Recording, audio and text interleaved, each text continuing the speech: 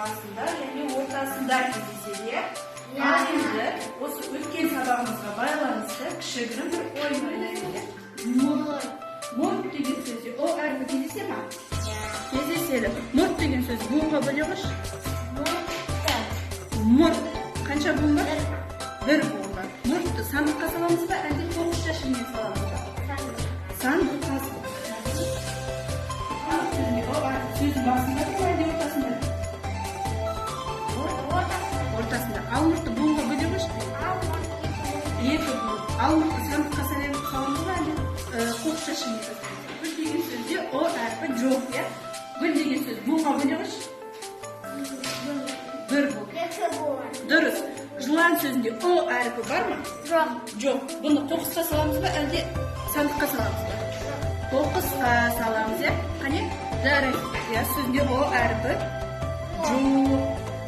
Пияз сөзін сандыққа саламыз ба, әлде қоқысқа тастаймыз? Пияз. Аннұр, мынау нені сөйледі? Құмыра сөзінде о әрпі бар ма? Құмыра бар ма? Кездеседі, иә? Құмыра сөзін буынға бөлегіш, қане? Қанша буын? Үш. Ұя. Ұя сөзінде о әрпі бар ма? О бар.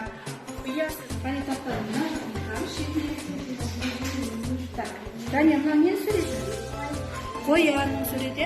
Қоян дегенде о әрпі бар ма? Жоқ. Қоян сөзін буынға бөлегіш? Неше буын? Екі буын. Қоянды сандыққа саламыз ба, әлде қоқысқа саламыз ба? Қоқысқа. Жарайды. Отырамын.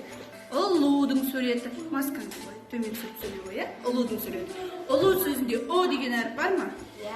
Бар. Ұлу сөзін буынға бөлегіш? Ұлу.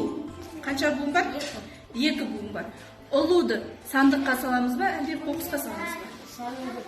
Сандыққа. Жарайды. Отырамын.